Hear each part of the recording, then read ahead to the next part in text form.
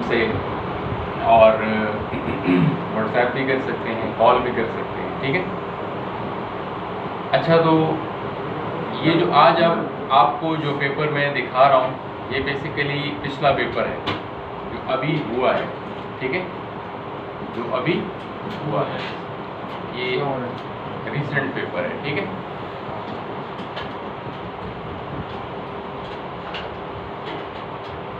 तो ये 4 अगस्त का पेपर है, ठीक है, ये अभी जो हुआ है ये वो वाला पेपर है। तो गाइडेंस, सबसे पहले तो पेपर सॉल्व करने से पहले आपने गाइडेंस पढ़नी हो। अगर अक्सर स्टूडेंट्स ये करते हैं कि डायरेक्ट सवालात और जवाबात लिखना शुरू कर देते हैं, और उनको ये नहीं पता होता कि निपोश सवालात के जवाबात जो हैं वो कैसे मांग रहे हैं, ठीक है। इसलिए गाइडेंस का पढ़ना और इसको समझना ज़रूरी है कि निपोश क्या चाह रहा है आपसे, ठीक है। तो इसको पढ़ना बहुत ज़रूरी है। और सबसे पहले मैं आपको अभी से गाइडेंस बता देता हूँ ताकि आपको आइडिया हो पेपर के दौरान, आपको पता हो कि मैंने आंसर्स कैसे लिखे। तो पहला तो एक जनरल पैराग्राफ है कि आप ओपन बुक एग्जामिनेशन सॉल्व कर रहे हैं और आप किसी भी चीज़ का इस्तेमाल कर सकते हैं, notes, books, videos, online, internet का हर एक चीज़ का आप इस्तेमाल कर सकते हैं, ठीक है। दूसरा पैराग्राफ भी सिंपल है कि आपने नकल नहीं करनी, ठीक है। आप ऑनलाइन तो देख सकते हैं, आप अपनी बुक से सवाल लिख सकते हैं, लेकिन अपने अल्फाज में आपका होना चाहिए। अगर आपने किसी और के वर्क को ये समझा कि ये मेरा वर्क है और किसी और से कॉपी किया, तो इसको कहते हैं माल प्रैक्टिस। माल प्रैक्टिस मीन्स नकल, चीटिंग। इसकी सेवियर पेनल्टीज हैं, 3 साल का बैन लग सकता है, ठीक है। तो इसलिए आपने ना किसी से कोई आंसर कॉपी करना है, ना ही किसी के साथ बैठ के एक जैसे आंसर्स लिखने हैं, ठीक है। तो ऐसा आपने करना, और ना ही किसी वेबसाइट से डायरेक्ट एक same to same paragraph copy and cut करके आपने जो है तो यहाँ पे पेस्ट करना है, ऐसा भी नहीं। वेबसाइट से आप लिखते हैं तो आप उसका मीनिंग जो है वो अपने अल्फाज में लिखें, ठीक है। कॉपी पेस्ट नहीं करना कहीं से भी, क्लियर है। तो ये आपके जहन में होना चाहिए। The examination begins with a realistic scenario to set the scene. You will then need to complete a series of task based on this scenario. Each task will consist of 1 or more question. तो इसमें यह है कि आपको पहले सवालात आपसे नहीं पूछे जाएंगे, पहले आपको एक कहानी सुनाई जाएगी, और कहानी के बाद फिर आपसे उस कहानी में, उस सिनेरियो में सवालात पूछे, ठीक है। अच्छा, ये इम्पॉर्टेंट बात है जो मैं आपको शुरू में बता रहा था कि अब आपने हल कैसे करना है। ये इम्पॉर्टेंट सेंटेंस है, इसको माइंड में रखें ड्यूरिंग द पेपर कि your response to most of these tasks should wholly और partly draw on relevant information from the scenario. The task will clearly state the extent to which this is required. ये important जुमला है जिसको आपने समझना है। ये कह रहा है कि आपके जो आंसर्स हैं, जो क्वेश्चंस हैं, और उसके आप आंसर्स लिखेंगे ना, तो आपकी जो आंसर्स हैं वो कहानी के मुताबिक कंप्लीट बयान हो, कहानी के मुताबिक, सिनेरियो के मुताबिक, होली, टोटली, या पार्टली मीन्स कुछ हिस्सा उसका सिनेरियो से रिलेटेड हो, या ड्रॉ ऑन रेलेवेंट इंफॉर्मेशन, या कुछ न कुछ इंफॉर्मेशन आपने सिनेरियो की लाजमी उसमें डालनी चाहिए। मतलब आपके आंसर में या टोटली सिनेरियो रिफ्लेक्ट हो रहा हो, या पार्टली रिफ्लेक्ट हो रहा हो, या कुछ न कुछ हिस्सा आपने सिनेरियो का डाला हुआ हो। अब आपको कैसे पता लगेगा कि आया मैंने टोटल सिनेरियो के मुताबिक लिखना है, मैंने पार्टली लिखना है, मैंने कुछ इंफॉर्मेशन डालनी है, मुझे कैसे पता लगेगा? तो ये मुझे पता लगेगा कहाँ से? क्वेश्चन के सामने से। अब फॉर एग्जाम्पल ये क्वेश्चन है, तो यहाँ पे क्या लिखा है? You should support your answer use where applicable using relevant information from this scenario. कुछ इंफॉर्मेशन डालनी है सिनेरियो से। इस सवाल के लिए आपने कुछ, लेकिन यहाँ पे आप देखेंगे क्या लिखा है? Based on the scenario only. सिर्फ और सिर्फ सिनेरियो की इंफॉर्मेशन आपने डालनी है। तो ऊपर का सवाल ये था कि कुछ इंफॉर्मेशन डालनी है, बाकी आप अपने अल्फाज में भी लिख सकते हैं, लेकिन नीचे ये है कि आपने टोटली सिनारियो के मुताबिक इसको लिखना है। आप इस बात को जहन में डाल लें कि कोई भी आपका आंसर हो ना, कोई भी आंसर हो, उसमें आपने सिनारियो का रिफ्लेक्शन ज़रूर डालना है, सिनारियो की डिटेल ज़रूर डालनी है, ठीक है। कैसे डालनी है वो हम अभी पढ़ेंगे, ठीक है। तो मतलब ये है कि आपने सिनारियो को भूलना नहीं है, सिनारियो को हमेशा इन टच में रखना है, ठीक है। The marks available are shown in the bracket to the right of each question or part of each question. हर एक सवाल के जो मार्क्स हैं वो सामने बयान है और ये आपको बता रहे होते हैं कि आपने कितनी इंफॉर्मेशन डाली है। अच्छा, ये जुमला इंपॉर्टेंट है कि in general 1 mark is given for each correct technical point that is clearly demonstrated. 5 number का सवाल है, 5 नंबर का सवाल है, आपने कितने पॉइंट्स लिखने हैं? 150 नहीं, वर्ड्स की बात नहीं कर रहा, पॉइंट्स की बात कर रहा। 5 पॉइंट्स लिखने हैं। अब उन 5 सेंटेंसेस में आपने एक पॉइंट में एक सेंटेंस लिखा, दूसरे पॉइंट के लिए दूसरा सेंटेंस, तीसरे पॉइंट के लिए तीसरा सेंटेंस, चौथे पॉइंट के लिए चौथा सेंटेंस, 5वें पॉइंट के लिए 5वां सेंटेंस लिख लिया आपने। 5 सेंटेंसेस आपने लिख लिए। अब 5 सेंटेंसेस आपने लिख लिए। अब 5 सेंटेंसेस जब आपने लिख लिए हैं तो आपके हर एक सेंटेंस में टेक्निकल पॉइंट होना चाहिए जो कि सिनारियो के साथ मैच करेगा, सिनारियो और बुक के साथ वो मैच करेगा। और अगर आपकी सेंटेंस उस सिनारियो के साथ, उस बुक के साथ, उस टॉपिक के साथ नहीं मैच कर रहा जिसका आप आंसर देना चाह रहे हैं तो आपको मार्क्स नहीं मिलेंगे, ठीक है। क्लियर? ये इंपॉर्टेंट पॉइंट है। Avoid writing too little as this will make it difficult for the examiner to award marks. इतना कम भी ना लिखें कि एग्जामिनर आपको मार्क्स ही ना दे पाए। अब मिसाल के तौर पर आप 10 नंबर का सवाल है और उसमें आप 10 वर्ड्स लिख लेते हैं, 1, 2 इस तरह पॉइंट्स में 10 वर्ड्स लिख, जुमले नहीं वर्ड्स, तो आपको इसके मार्क्स मिलेंगे, ठीक है। तो आपने you are not expected to write more than 3000 words in total. आपने 3000 अल्फाज से ज़्यादा नहीं लिखना अपना पेपर, ठीक है। मतलब कि आपने 3000 अल्फाज से ज़्यादा का पेपर नहीं लिखना। जबकि हमारी सोच यहाँ पे पाकिस्तान में क्या होती है, ज़्यादा लिखें तो हमें ज़्यादा मार्क्स मिलेंगे। इस तरह हम पेपर में बैठे और कोई लड़का कि मुझे एक्स्ट्रा शीट चाहिए तो हम सब उसकी तरफ देखते हैं कि यार ये तो बड़ा काबिल है, इतनी जल्दी इसने एक्स्ट्रा शीट भी मांग दी है, ठीक है ना। तो बेसिकली यहाँ पे ये कॉन्सेप्ट नहीं है, ठीक है। तो यहाँ पे तो मैक्सिमम आपने 3000 वर्ड्स लिखने हैं, मिनिमम आप कितने भी लिख सकते हैं, 1500 भी लिख सकते हैं, 2000 भी लिख सकते हैं, 2500 भी लिख सकते हैं। लेकिन मैं आपको ये रिकमेंड करूँगा कि आपका जो वर्ड काउंट है that should be between 2500 to 3000, इसके दरमियान आपका वर्ड काउंट है, ठीक है। 2500 से लेके, अब ये कैसे फुलफिल होगा, इसका भी एक आसान सा फार्मूला है। अब आप कहेंगे कि ये कैसे होगा, तो देखिए पेपर के टोटल मार्क्स कितने हैं, 100 मार्क्स हैं पेपर के, तो पेपर के टोटल मार्क्स हैं 100 में अगर आप फॉर एग्जांपल 3000 वर्ड्स आपने लिखने हैं, 100 मार्क्स के लिए आपने कितने वर्ड्स लिखने हैं, 3000। तो 10 मार्क्स के लिए आपने कितने वर्ड्स लिखने हैं, 300, ठीक है ना, क्योंकि 300 मल्टीप्लाई बाय 10 3000, ठीक है। तो इसलिए आपने 10 नंबर के सवाल का जो आंसर है उसके लिए 300 अल्फाज लिखे। 5 नंबर का सवाल है तो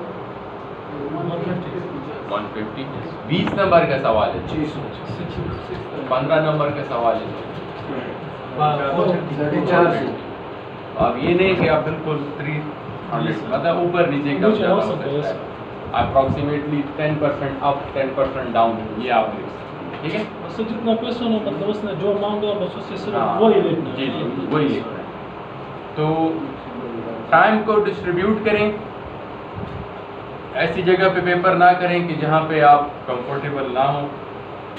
ऐसी जगह का पेपर करें जहाँ पे टेबल हो, चेयर हो, साथ में आपने जूसेस वगैरह का बंदोबस्त किया हुआ हो, साथ में चिप्स वगैरह, स्नैक्स वगैरह ये हों, रिफ्रेशमेंट आप मिलती रहेगी तो आपका दिमाग भी काम करता है। ठीक है ना? ठीक है। Ci davo vicino alla televizione da se Greco o Carla di San Red Bull Red Bull morta ya to se Red Bull ये बदले यकीन बचा तमाम बचा। अच्छा, तो it is recommended that you use answer template. अच्छा, ये बात अब अक्सर स्टूडेंट्स कहते हैं कि मैं कहाँ पे पेपर लिखूँगा, मतलब MS वर्ड में टाइप करूँ या मैं कोई पेज लेके हाथ से राइटिंग शुरू कर दूँ, क्या करूँ? तो इसके लिए निबोश ने आपको अपना एक पैटर्न भी दिया हुआ है। आप जहाँ पे पेपर आपका आएगा ना ऑनलाइन 6 अक्टूबर को, आप उसको डाउनलोड करेंगे ना, तो उसके साथ एक और फाइल भी होगी। उस फाइल का नाम है आंसर टेम्पलेट। आपने उसको भी डाउनलोड कर लेना है। तो उसमें ऑलरेडी खाने बने होते हैं, खाने उसमें बने होंगे, आपने उसी के मुताबिक उसको कर लेना है। मोबाइल में कर सकते हैं जी, मोबाइल में नहीं कर सकते। मोबाइल में करेंगे तो 2 साल लग जाएंगे। लैपटॉप में करेंगे। ये देखें, ये आंसर टेम्पलेट है। ठीक है, तो आपने आंसर टेम्पलेट को, ये आंसर टेम्पलेट है, अब इसमें ऑलरेडी इन्होंने ये खाना बनाया। ये खाना इस तरह बना होगा, ये खाली होगा, बाकी सारी चीज़ें लिखी होंगी, ये खाना खाली होगा। तो आपने यहाँ पे क्लिक करके बस यहाँ पे टाइपिंग शुरू करें। ठीक है, इन दी एंड आप इसको PDF में कन्वर्ट करें। बेहतरीन तरीका ये PDF में कन्वर्ट करें और अपलोड करें। ठीक है, क्लियर है? वर्ड में लोग सबमिशन करते हैं, लेकिन मैं रिकमेंड नहीं करूँगा कि आप वर्ड में सबमिशन करें। ठीक है, ठीक है। तो वर्ड में कन्वर्ट करने का तरीक़ेकार आता है आप लोगों को? कैसे होगा वो? सर जी सेव एस में जाके जी सेव एस में जाके यू पॉइंट की बस सर यू सेंटेंस लिखी कना और बस मख्तसर से तो आप देखें, ये MS वर्ड है ना, एक दफ़ा फिर भी आपको बता दूं ताकि आप आंसर टेम्पलेट आपने खोल लिए। ठीक है, अब आंसर टेम्पलेट खोल लिए तो ये आप देख रहे हैं, ये जब आप फाइल पे क्लिक करेंगे ये सेव एज करेंगे। ठीक है, तो सेव एज में आपने देखना है, ये देखें यहाँ पे ये क्या आ गया, ये वर्ड DOC आ गया ना, यहाँ पे आप नीचे आके ये PDF पे क्लिक करना है। तो जब आप ये सेव करेंगे तो ये किस चीज़ में सेव हो जाएगा? PDF में सेव होगा। ठीक है, तो इस तरह PDF में लाजमी कन्वर्ट करना है आप लोगों ने। ठीक है, रेशियो ये देखी गई है कि PDF वाले ज़्यादा पास होते हैं एज़ कम्पेयर टू वो जो कि वर्ड में इसको सबमिट करवाते हैं। ठीक है, तो यहाँ तक आपको क्लियर है? तो आए अब पेपर की तरफ आते हैं, सिनारियो स्टार्ट करते हैं कि क्या सिनारियो है। तो सबसे पहले ये स्टोरी है, स्टोरी को समझना इंतहाई ज़रूरी है। तो you are the manager at a car tire fitting organization that has been operating for 2 years. आप कहाँ पे मैनेजर हैं? एक tyre fitting organisation. You are also responsible for overseeing health and safety matters. आप हेल्थ एंड सेफ्टी के matters भी देख रहे हैं, मैनेजर भी हैं और सेफ्टी को भी देख रहे हैं। This includes ensuring legal compliance. आप कानून पे अमल दरामद करवा रहे हैं सेफ्टी के, which in turn partly avoids enforcement action and any associated criminal or civil proceeding against the organization. तो इसमें आप लीगल कंप्लाइंस भी कर रहे हैं और इन्फोर्समेंट एक्शन का भी ख्याल रख रहे हैं कि कोई क्रिमिनल या सिविल केस जो है वो ना हो। You want to avoid any corresponding punitive measures from courts such as fines, especially as the media publicize court decisions. आप प्यूनिटिव मेजर्स को भी देख रहे हैं। प्यूनिटिव मेजर्स से मुराद ये है कि कोई कानूनी कार्रवाई ना हो, कोई केस ना चले, कोई फाइन ना हो। ठीक है, तो ये आप देख रहे हैं। You are regularly seen in the tyre fitting workshop talking informally to train workers about health and safety. आप अक्सर जो है वो जाते हैं वर्कशॉप में और गपशप लगा, इनफॉर्मली होता है कि गपशप के जरिए हेल्थ एंड सेफ्टी का आप वर्कर से पूछते हैं। You have a lot of experience in tire fitting and temporarily cover for other workers when they are absent due to occasional sickness and or annual leave. आपका experience बहुत है tyre fitting में, और जब अक्सर वर्कर्स जो हैं छुट्टी करते हैं तो आप उनकी जगह काम भी करते हैं। You do not expect others to do work that you are not prepared to do yourself. आप कोई भी काम वर्कर से ऐसा नहीं करवाते जो आप खुद नहीं कर सकते। ठीक है, बात की समझ आई इसलिए। तो your worker trust and respect you for this and you trust and respect them too, वो इसलिए आपकी इज्जत भी करते हैं, आप पे यकीन भी करते हैं, ट्रस्ट भी करते हैं और आप भी उनकी रिस्पेक्ट और ट्रस्ट करते हैं। Although the workshop needs to be profitable, the way things are done is safety first and this is reflected in the behavior of the workers। Workshop का काम क्या है कि वो प्रॉफिट जनरेट करें और इनका काम का तरीक़ेकार ये है कि वो सेफ्टी को पहली तरजीह देते हैं और वो उनके बिहेवियर से भी शो हो रहा है कि वो ट्रस्ट और बिलीफ और एक दूसरे को रिस्पेक्ट दे रहे हैं, काम सही तरीके से कर रहे हैं। You have work extremely hard in managing risk beyond legal and accredit standard requirements. आपने बहुत इसके मेहनत की है कि रिस्क को प्रॉपरली कानूनी तौर पर मैनेज किया जाए और स्टैंडर्ड लाइक लेके आया जाए। ISO का ILO का स्टैंडर्ड के पास गया, खासकर ISO का standard.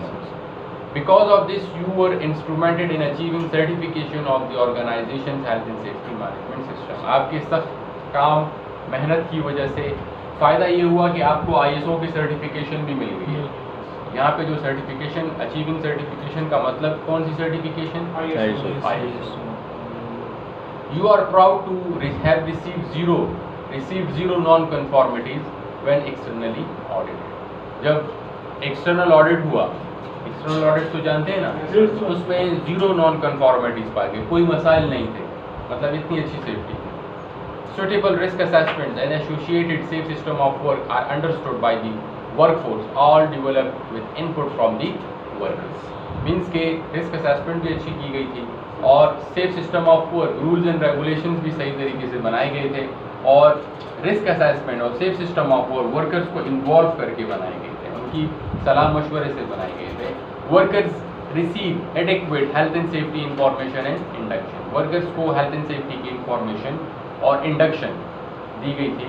You use the latest technology in equipment for tyre fitting. आप लेटेस्ट टेक्नोलॉजी का इक्विपमेंट का इस्तेमाल कर रहे हैं टायर फिटिंग के लिए। Your approach is to achieve zero lost time accidents each year. आपकी कोशिश ये है कि साल में कोई हादसा ना हो, ठीक है, which you believe is a realistic गोल, और आपका ये मकसद है, ठीक है, कि साल में कोई हादसा ना हो। You frequently carry out workplace inspections and foster a culture of incident reporting and investigation that identifies root causes to prevent repeat incidents। आप frequently inspections कर रहे हैं, कल्चर को लेके आ रहे हैं कि रिपोर्टिंग लोग करें, ठीक है, वर्कर्स रिपोर्टिंग करें, जब भी कोई हादसा हो जाए उसकी प्रॉपर इन्वेस्टिगेशन होनी चाहिए ताकि हमें रूट कॉज का, बुनियादी वजह का पता लगे, मैनेजमेंट फेल्योर का पता लगे, ताकि इस किस्म की हादसा फिर दोबारा ना। यहाँ तक सब कुछ अच्छा चल रहा है इसका? The workshop is open to the public from 9 AM to 17 means 5 बजे तक, 5 बजे तक ना?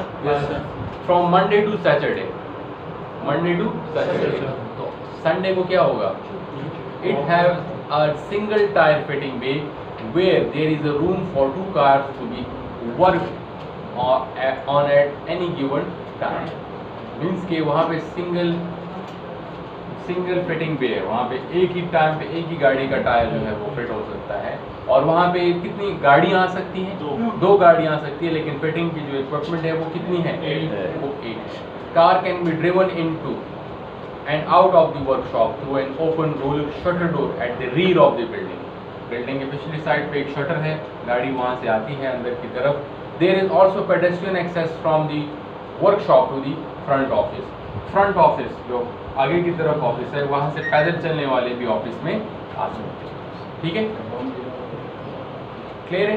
The cars are driven on to a 4 post vehicle lift. उससे क्या होता है कि गाड़ी जो है वो सर्विस स्टेशन पे आप गए, वो जो गाड़ी ऊपर हो जाती है उस पे 4 लिफ्ट पे गाड़ी को रखा जाता है। Where they can be inspected and maintain. वहाँ से नीचे उसको इंस्पेक्ट किया जाता है और मेंटेन किया जाता है। There is a car park at the front and rear of the workshop for waiting. वहाँ पे कार पार्क भी है at the front and rear, आगे की तरफ भी और पीछे की तरफ भी, ताकि जो गाड़ी इंतज़ार में है, जो गाड़ी काम करवा रही है, उसके बाद जिसका नंबर है वो इंतज़ार करते हैं। Cars are collected from either car park by either you as manager or by one of the 5 tire fitters employed by the organization। जब गाड़ी एक ठीक होकर टायर फिट हो जाता है तो फिर पार्किंग में जो गाड़ियाँ खड़ी हैं वेट कर रही हैं, या आप जाकर एज अ मैनेजर वो गाड़ी ड्राइव करके अंदर ले आते हैं, या जो 5 टायर फिटर्स हैं वो जाते हैं वो गाड़ी को अंदर की तरफ। यहाँ तक आपको स्टोरी क्लियर है?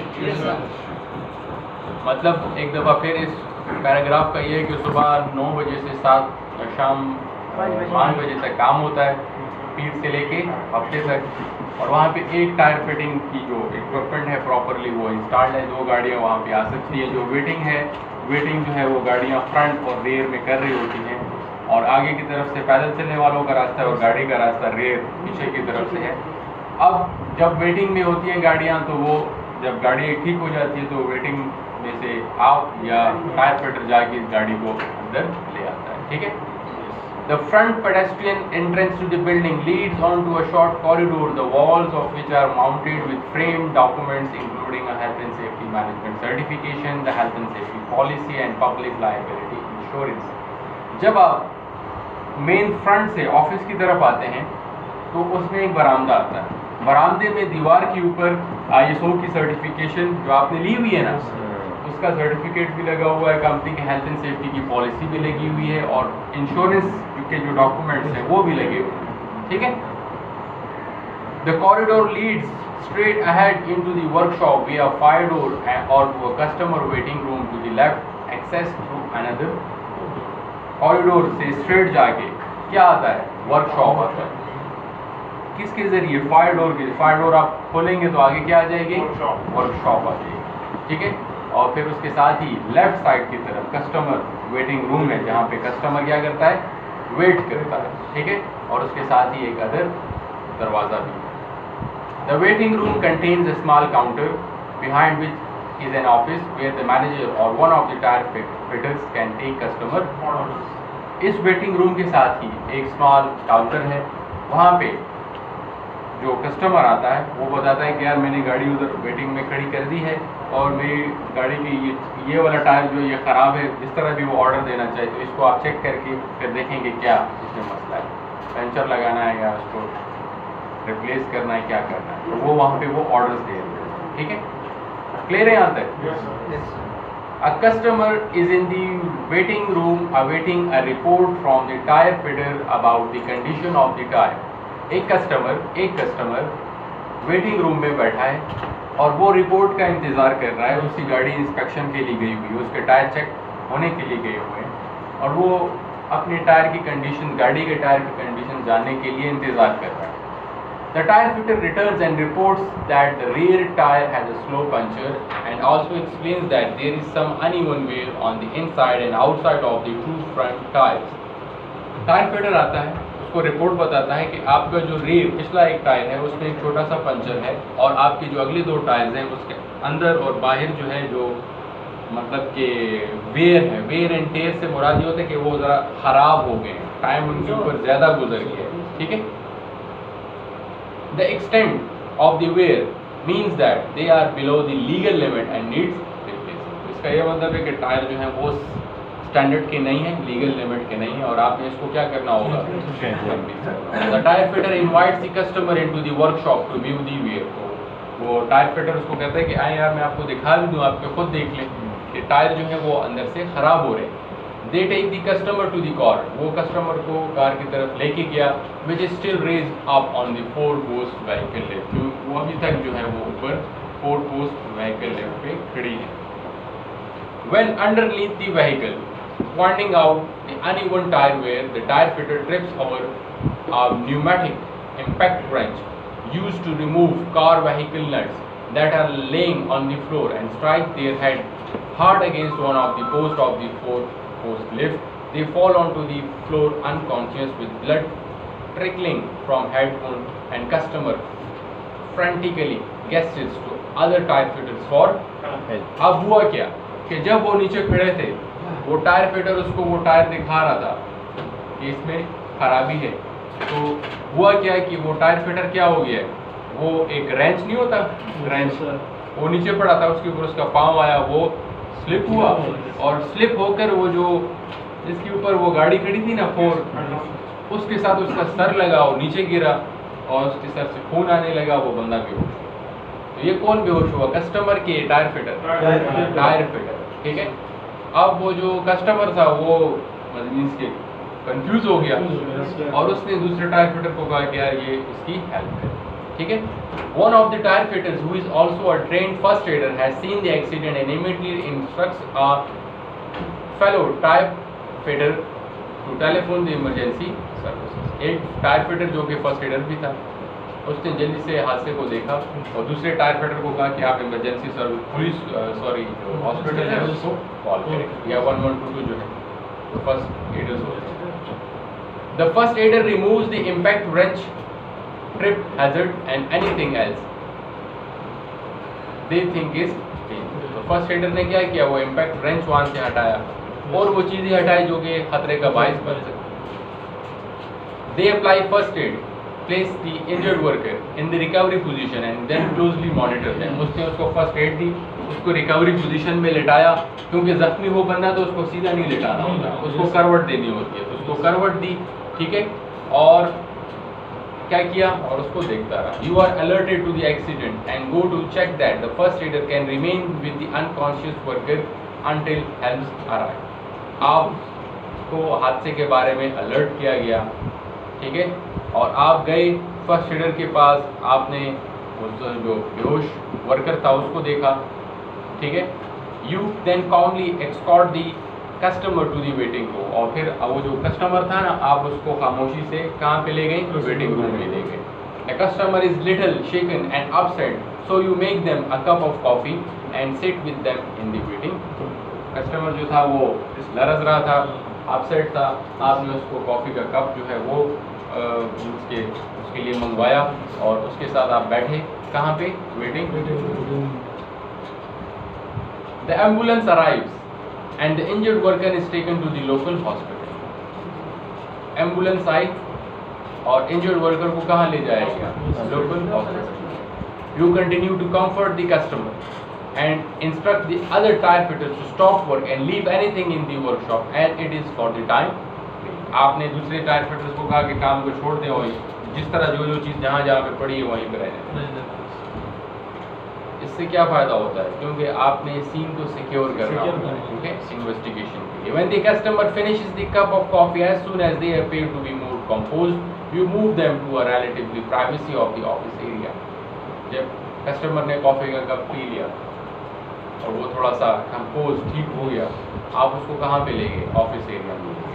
You ask the customer what happened and record that, they say using the voice recorder on your mobile phone having requested permission to do so. आपने कस्टमर से पूछा कि क्या हुआ और आपने वो तमाम गुफ्तगू रिकॉर्ड की मोबाइल फोन रिकॉर्डर पे, आपने वो तमाम गुफ्तगू उसकी रिकॉर्ड की और इसकी परमिशन आपने उससे ली हुई थी, ठीक है। Clear? Yes, कहाँ गया? and takes on. You then ask the first aider to sit with the customer while you revisited the accident scene। आपने फर्स्ट एडर को एक कस्टमर के साथ बैठे और आप दोबारा उस जगह पे गए जहाँ पे हादसा हुआ था। You record your observation using the voice recorder on your mobile phone and take some photographs at the accident scene। आप वहाँ पे गए, आपने ऑब्जर्वेशन की, देखा और आपने रिकॉर्डिंग भी की, वीडियो और वॉइस रिकॉर्डिंग, और आपने पिक्चर्स भी ली वहाँ। You then return to the office, inform the customer that work on their car will be completed as soon as possible and ask the first aider for their recollection of the events associated with the accident। आपने customer, आप दोबारा office में आपने customer को कहा कि आपकी गाड़ी जल्द से जल्द ठीक हो जाएगी और फर्स्ट एडर को कहा कि जो भी वाक़यात हुए आप उसको लिखें, ठीक है। Later, you telephone the next of kin। Later, you telephone the next of kin। आपने फिर टेलीफोन किया किसको, नेक्स्ट ऑफ किन को। नेक्स्ट ऑफ किन किसे कहते हैं, जो टायर फिटर जख्मी हुआ है, नेक्स्ट ऑफ किन कहते हैं उसके रिश्तेदारों को, उसके घर वाले, ठीक है, जो उसके करीबी रिश्तेदार। तो आप जब बैंक अकाउंट बनाते हैं आपको वहाँ पे एक खाना दिया जाता है नेक्स्ट ऑफ किन का नाम लिखा। उसका ये मतलब होता है कि खुदा ना खास्ता आपके साथ कुछ हो जाए तो फिर ये तमाम चीज़ें किसको मुंतकिल की हैं, ठीक है। तो you telephone the next of kin, आपने नेक्स्ट ऑफ किन को कॉल किया and you are inform that worker is in intensive care having been diagnosed with a fractured skull and possible brain haemorrhage. आपने telephone किया next of kin को, उसके घर वालों को, उसको बताया कि आपका जो उस वर्कर के घर वालों को बताया कि वो इंटेंसिव केयर में है और हॉस्पिटल में एडमिट है, उसका सर जो फ्रैक्चर है, उसका स्कल है वो फ्रैक्चर हुआ है और हो सकता है कि उसको ब्रेन हैमरेज हो जाए, ठीक है। You notify the enforcement authority of the accident submitting an online report form. आपने पुलिस को, गवर्नमेंट को भी इन्फॉर्म किया, उनका जो ऑनलाइन फॉर्म होता है उसके ज़रिए। Over the coming days you complete the accident investigation and communicate the finding to the worker. कुछ दिनों के बाद आपने वो इन्वेस्टिगेशन कंप्लीट की और उसकी जो रिपोर्ट्स थी वो वर्कर्स के साथ भी शेयर की। The injured tire fitter spent the next 6 weeks in the hospital. वो टायर फिटर कितने दिन अस्पताल में रहा? They eventually returned to work after a total of 60 lost working days. वो 60 दिन के बाद दोबारा फिर क्या आया? काम पे आया। You are aware of the rising trend of personal accident compensation claims and associated payment services for which are widely advertised in the media. आपको पता है कि ये वर्कर जख्मी हुआ है, ये क्लेम भी कर सकता है, ठीक है, पैसे भी मांग सकता है और आजकल इन चीज़ों की बहुत ज़्यादा एडवर्टाइजमेंट भी हो रही है वर्कर के हकूक़ की, तो आप इन चीज़ों का आपको पता है, ठीक है। About the same time you receive a visit from the labour inspector, और उस दौरान एक लेबर इंस्पेक्टर भी आया, मीन्स कानूनी जो इंस्पेक्टर होता है, ठीक है, सेफ्टी का इंस्पेक्टर जो कि गवर्नमेंट की तरफ से आता है, ठीक है। You welcome the inspector, remarking that any advice on improving health and safety would be constructively received, although secretly you are afraid of receiving an enforcement order or being prosecuted. आपने उसको inspector को welcome किया, आपने उसको कहा कि आप जो भी इम्प्रूवमेंट बताएंगे हम उसके ऊपर अमल दरामद करेंगे और आप सीक्रेटली दिल में डर भी रहेंगे, ऐसा ना हो कि कोई कानूनी केस चल जाए या हमें सजा दी जाए। The inspector discussed health and safety with the workers who demonstrate familiarity with the health and safety policy, risk assessment and emergency procedure. Inspector ने वर्कर्स के साथ सेफ्टी को डिस्कस किया, तो वर्कर्स को तो ऑलरेडी पता था कि रिस्क असेसमेंट क्या है, पॉलिसी क्या है हमारी कंपनी के, इमरजेंसी प्रोसीजर्स क्या है। The inspector also examines your accident report book, health and safety policy, risk assessment, system of work, training records, any complaint from workers and emergency procedures. Labour inspector ने ये तमाम चीज़ें देखी। They also discussed the online incident report you submitted at the time of the accident. उसने वो भी जो online report थी ना उसको भी डिस्कस किया। At the end of their visit, the inspector offers advice to install wall-mounted holders for impact range and say they will be in touch. At the end of the visit inspector ने ये कहा कि जो range है आप क्यों ज़मीन पे रखते हैं, ऐसा करें कि हुक लगा दें दीवार पे और उसमें ये रेंज लटकाया करें ताकि ज़मीन भी नहीं पड़े होंगे तो कोई स्लिप भी नहीं होगा।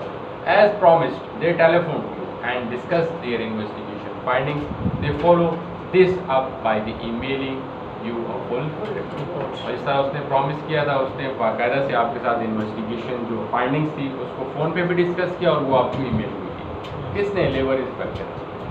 तो ये तमाम स्टोरी थी, आपको समझ आ गई ये स्टोरी?